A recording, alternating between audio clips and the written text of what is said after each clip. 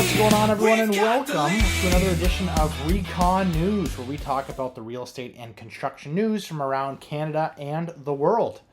So today we're going to be back on stories.com, checking out some of the top news stories going on there. I love checking out this website.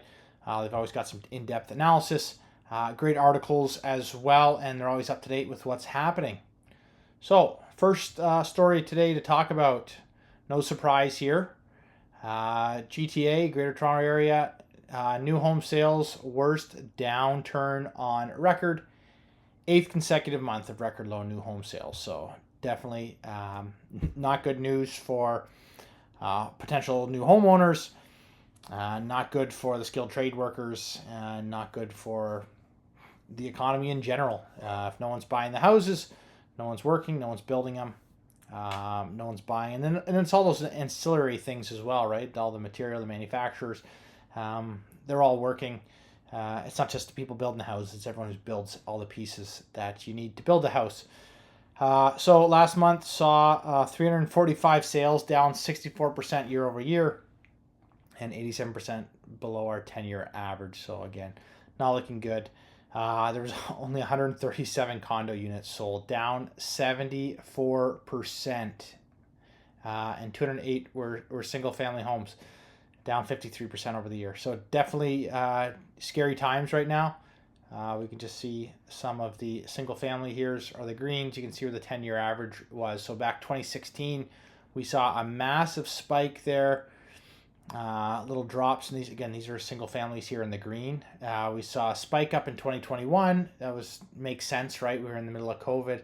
Coming out of COVID as well, again, saw a spike and now dropping. So, I mean, not only is it just, a lot of it just becomes affordability. No one can afford to buy these houses.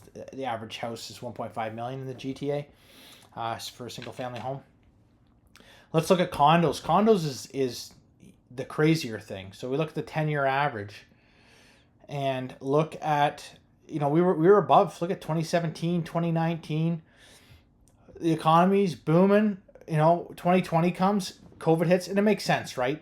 No one was buying. I mean, new home sales were down as well. But the fact that 2021, everyone just came out swinging and buying everything,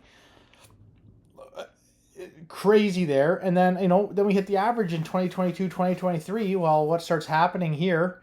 I mean, we've got the fallout of COVID, and all of a sudden we had some uncertainty in the markets with we had the Ontario election, we had the US election, we had the Canada federal election, and look where we are now, right? So definitely not good right now. So again, rock bottom levels. Let's go through some more stuff here. Lack of confidence, obviously, with everything, right? U.S. trade policy not only threatens to drive up inflation and unemployment, but it's also delaying further interest rate cuts from the Bank of Canada. So nothing's happening right now. And they say nothing changes if nothing changes. So if we don't change how we're doing things, change, developmental fees, change interest rates, nothing's going to change. We're just going to be sitting here stagnant. And then this is a big thing, right? The cost remains high and home ownership remains out of reach for many living in the GTA. Absolutely brutal. Now, of course, yes. I mean, we can stop sending people to the GTA as well. Let's start building up some of these other towns. There's still lots of areas out there with affordable houses, but you want to go where the work is. And where's the work? In the big cities. Just talking here.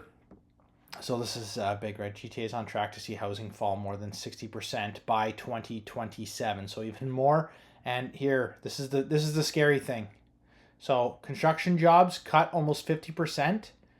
41,000 jobs lost. Now that's just in the immediate home builders, right? Like, we're not talking about the guys that are doing the shipping. Look at this. Drop in construction investment, more than $10 billion. Like, that's catastrophic. You think about everyone from the delivery guys to the temporary toilet guys to the guys that are driving to the sites and the snacks, and you think about all the businesses around as well. Got the restaurants and all that. I remember there was this. We did a job in Acton, and So we did a job in Acton, the town of Acton, just west of Toronto, and there's a little corner store there. We're doing a library there. So I mean, these guys never seen so much business in all their life, with the amount of people that were there. You know, there's a couple dozen people every day for, I don't know, a year and a half building this library. You get a lot of extra business. We just did 2 20-story high rises here in Waterloo, and same thing, the gas station right next door that had Tim Hortons. And then all this surrounding areas too, right? There's pizza places and all that. They all benefit from all these jobs that are there, right? You want to get more business into your downtown core. That's what you got to do. We can see also a dip in inventory as well, but it's come back. Like, we're not back in the 2017 area, but the inventory's there. It's coming back, but again, if no one's buying, especially the condos are the biggest thing, because they're not going to start building the condo without selling all the units, right? We can see right now month over month inventory. We went from we are up in inventory, but then no one's buying the resale stuff as well. And then again, that's just a breakdown there. So we have 17 months of stock right now, but let's see what's going to happen 2 years from now if nobody's buying those pre-development condos. And I know there's a lot of people that we're going to talk about another news article coming up where we have to shift from the condo and new home market to people just renting and purpose-built rentals. And we're going to talk too about Toronto they're not going to allow the 6 units on every building here in Kitchener-Waterloo area. We can do 4 units on every property, right? So a lot more people are going to end up renting. But it's just a compounding effect. We talked about this on the last episode, that people aren't moving out of their houses as often as they used to. People aren't downsizing because they got nowhere to go to, or nowhere that they want to go to. So now all the renovators aren't doing the renovations like they used to. People aren't renovating as often. People used to renovate every 7-8 years. Now it's like 10 to 15 years that they're doing major renovations. So now all this work, it's just over time starts disappearing, and we've got to do something to try and get it back again. So we talk new home prices too. Look at the prices here. Look at this. Look at how astronomical they went. Obviously, right? This is during lockdown period. This is a spike. I remember that spike right there. I sold my house right at the right at the end of that spike. Bought the place for $285, sold it for $500. So we put about $70,000-$80,000 into it. So anyways, that was a good time for us to buy. And then we bought a complete junk of a house that we're in now. And we talk about the average. Back in 2023, my house was appraised at $1 million, from $500 to $1 million. And then it's come down a little bit. Now we're sitting around the 900s. But this is life. This is what's happening out there right now. So definitely not a good story right now with what's happening in the GTA. Here's a nice article. Absolutely amazing building, I think. The design, stunning design, I think. So from great to even greater. So Oviedo, don't know how to quite say the name. Properties announced as Bridge City redesign. So this is obviously a project that they were selling, Metro Vancouver area in Surrey. So they're redesigning it. They're reinforcing their mission. They're pausing what they're doing right now, and then they're reworking a bunch of things. So this is, again, sometimes you got to pivot, right? And if things aren't going good, maybe sales weren't up there. Maybe you've got some people in the neighborhood that aren't liking what they're seeing right now. There's nothing wrong with taking a pause from what you're doing. Anyway, so in this case, so they're going to cancel all their current agreements, deposits returned, and reset and relaunch in 2026. So hopefully things go good for them. Again, we need more housing all over the place, and a redevelopment like this might be a good thing. Take back, if nobody's interested in the property, right? You can redesign it, or maybe different rules change. Why not rework it and make it more appealing to the more amount of buyers, make everyone happy in the area, and then they'll be more receptive of it as well. So, so can't wait to see what that looks like in the future and how it all comes to be. But anyways, coming soon to a city near you if you're in in the BC, in the province of BC. There you go. Get in early with some investment property. Might be the perfect time as things start to hopefully turn around by 2026. Next story we got here. So again, talking about pivoting when needed. So in Surrey, BC, a bunch of different projects are pivoting to rentals amid the market downturn. So just talking here, you can't always pause. It's not always the best solution. Like we talked about in Toronto, nobody wants to buy. So, are we able to transfer, some of those projected projects into rentals? And you're seeing that a lot. There's a lot of different developments happening in the Toronto area. But they're doing that in BC already, right? So if you want to push through with your projects, you may have to revise and replace condos with rental units. And then obviously you don't need to do the pre-sales. Different market analysis happens there. So there's 3 of these projects right now. So we've got this one just north of King George Station. There's supposed to be a 33-story tower and a 38-story tower with a total of 822 units. So the developer is seeking to change all 379 units up to 33 stories. So that's the phase 1 into market rental units. So pivoting there, right? No one can afford to buy these things, but they can afford to rent them. Different rules obviously happening with mortgages and all that, and your construction loans when you're building purpose-built rentals. This is a very interesting point here, though. So according to the city planning report, the project is only required to have 34 parking spaces, obviously close to transit and all that stuff. So you imagine now that builder, so let's just go on here. The developer still opted to provide 568 parking spaces, so good for them. But they've cut 1 level of underground parking. You imagine the cost that you can now save if you didn't have to provide those 568 parking spaces. Now, there's probably a whole slew of reasons why they still need that underground parking with footings and all that stuff. So, it doesn't make sense to take all of that out, but here you go, 568. They're still going to provide 568 parking spaces, but they did cut 1 level of underground parking. So they made the property cheaper, or the project cheaper, and they're switching over to rentals. So there you go, pivoting and making sure that your project can still go on. And then just also to note, so the 443 units for the 38 story are still set to remain as condos, but this revision is going to allow to decide what they're going to do with the second one. So again, you finish the first one 2, 3, 4 years from now, maybe the market changes, everybody wants condos again, and you got to pivot. Another one in the area as well. So it was supposed to be a 49-story mixed-use tower with 383 units. It was going to have 215 rentals and then 168 strata. They've now gone ahead with a revision that would convert the 3 levels of planned office space to also become residential units for a total of 387 all-purpose built rentals. Or in total, they're going to have that many rentals.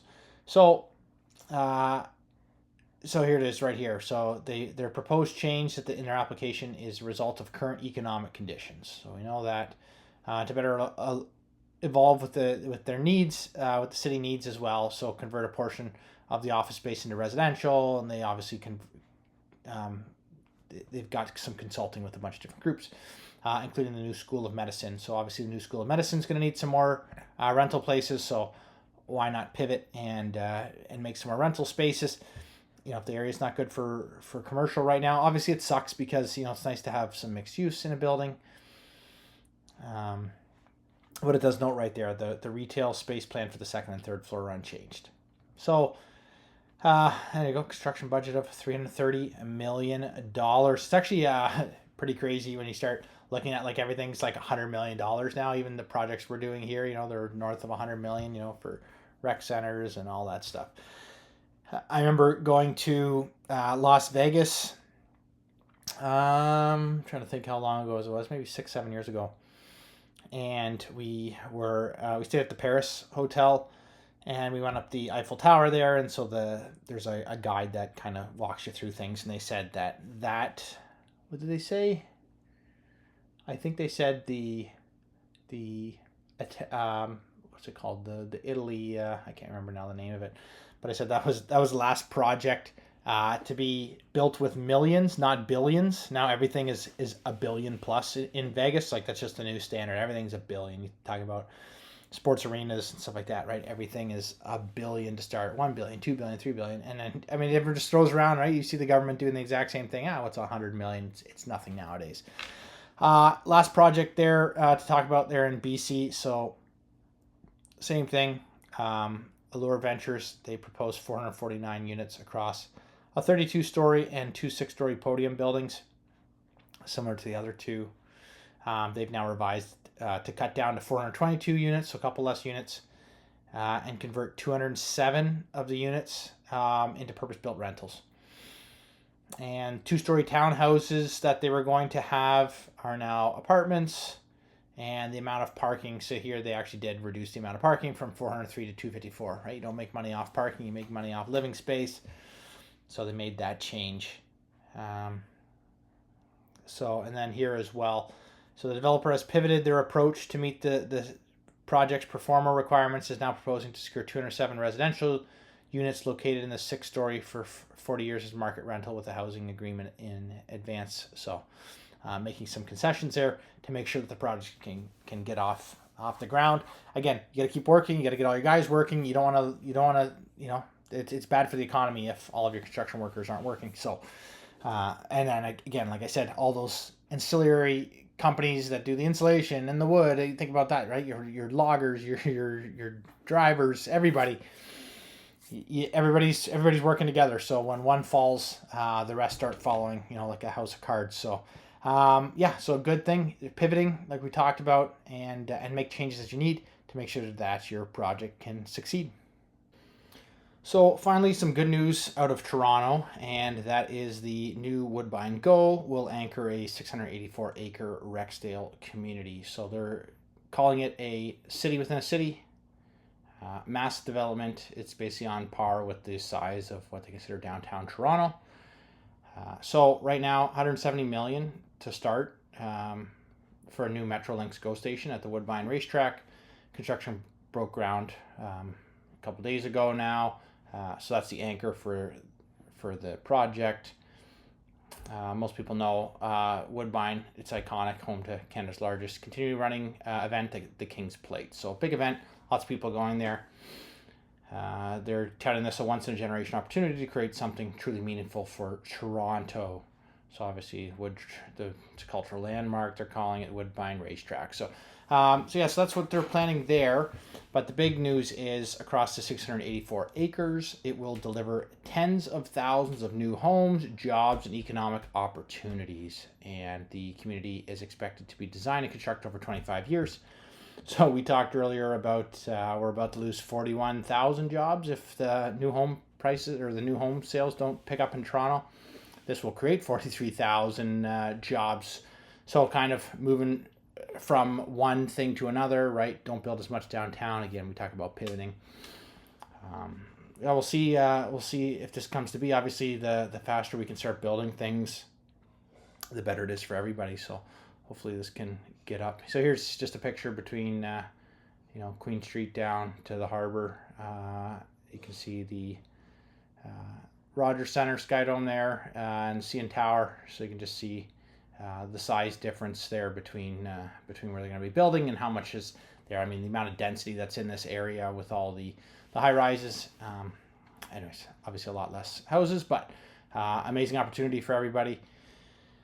And so they're talking a complete community. So they're going to have entertainment, green spaces, horse racing, obviously is the heart of it. As well, they're going to make sure new accommodations for the trainers, jockeys, grooms, the veterinarians. What I didn't realize is 1,700 horses actually live in Woodbine. So big operation there. I didn't realize it was that big. So another thing also is creating new sources of revenue. And then the money gets pumped back into the province anyways. They work as similar to a nonprofit. But here's the new Go station that they're going to be building. This is good for us. So it's located on the Kitchener line. So like I said, I'm in the Kitchener-Waterloo area. So good for us there. Goes Etobicoke North and I should say Milton Go stations. and just 30 minutes from Union Station. So if you want to, you can connect with the Up Express there as well, or into Pearson. So a great opportunity for a lot of people to come to the area if they're just visiting or want to check out what's going on. In total, over 70 billion will be spent is supposed to be spent in the coming years for public transit, and 13 billion right now. So so this is a good opportunity for what's going to be going there. Obviously, a lot of new jobs, a lot of opportunities to invest in the area, and if you're looking to move into the area, you know exactly what's coming in the future. So it looks like Toronto is not going to go citywide with their sixplex allowances. So the one thing that this is going to cause is could put in jeopardy some money that they're supposed to be getting from the Housing Accelerator Fund. So they're supposed to be getting $471 million. So they are going to allow it in some areas. They are allowing 5 and 6 plexes in Toronto, the East York District, and a portion of Scarborough.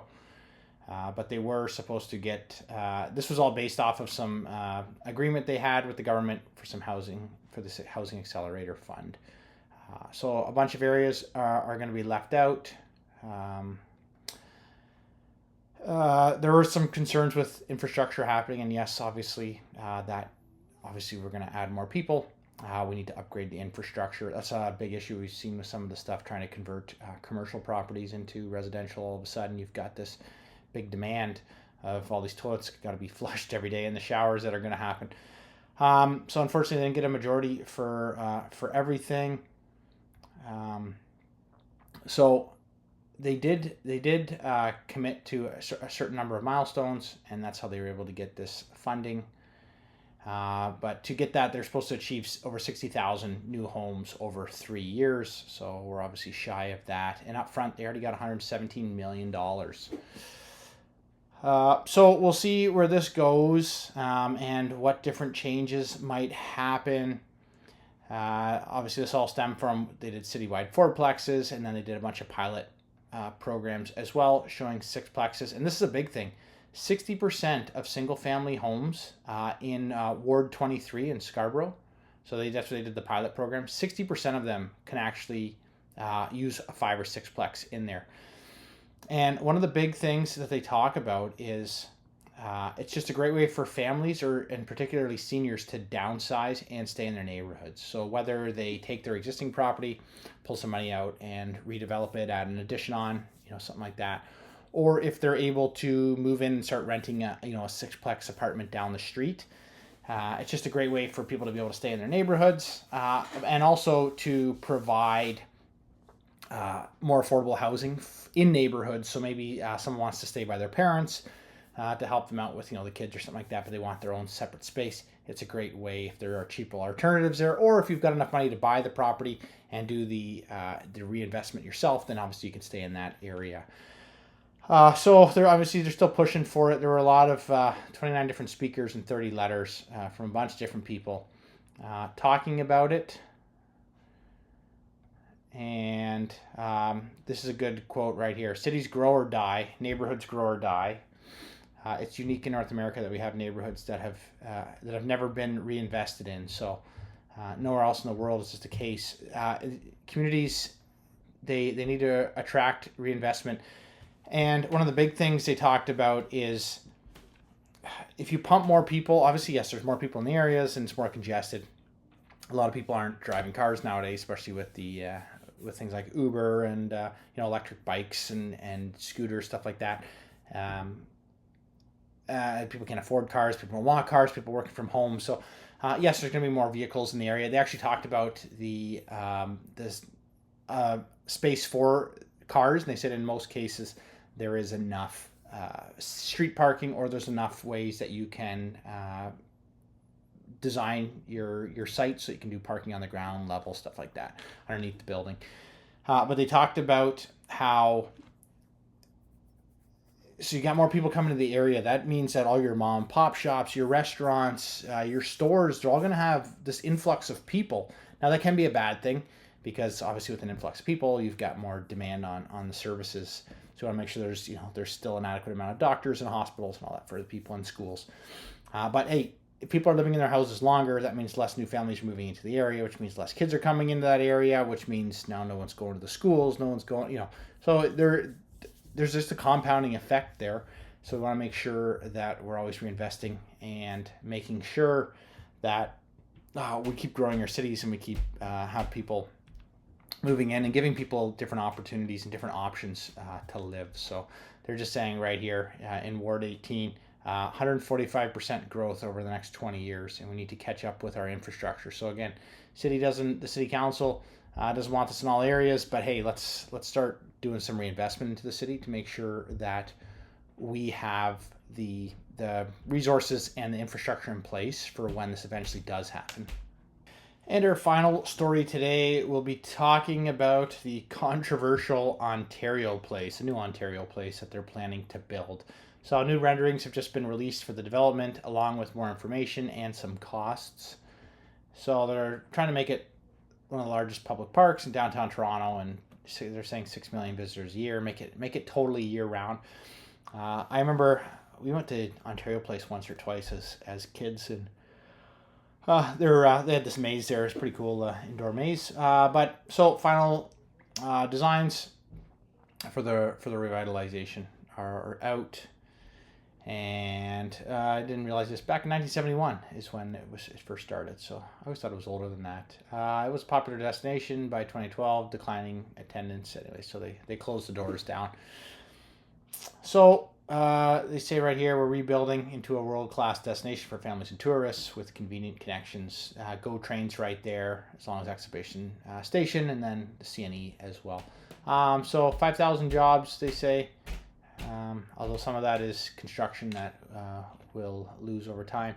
So 5 distinct zones. So it's be interesting to see how this all comes together. So they've got the Forum, they've got the mainland, the marina, the water's edge, and Brigantine Cove. So new entrance with 3,500 spot parking lot. Now this thing, a bit controversy. This is supposed to cost something like $400 million for this parking garage structure.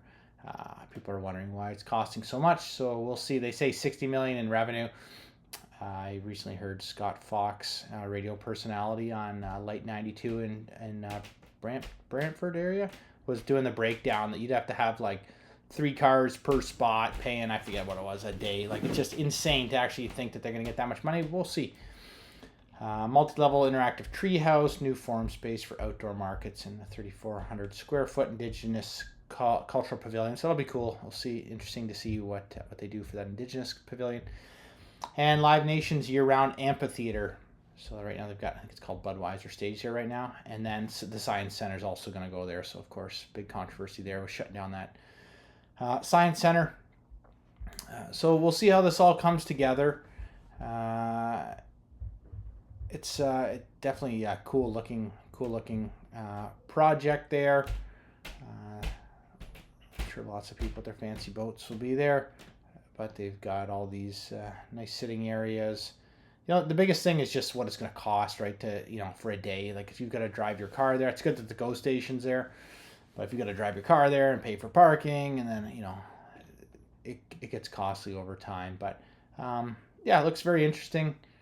Reminds me a little bit of what they did at the Toronto Zoo there with some of their pavilion areas. But it'll be interesting to see once it gets going, and hopefully it does bring in the tourists that they hope, and you can revitalize that area. There's the breakdown of it. So parking structure going across the road from where Exhibition Stadium is.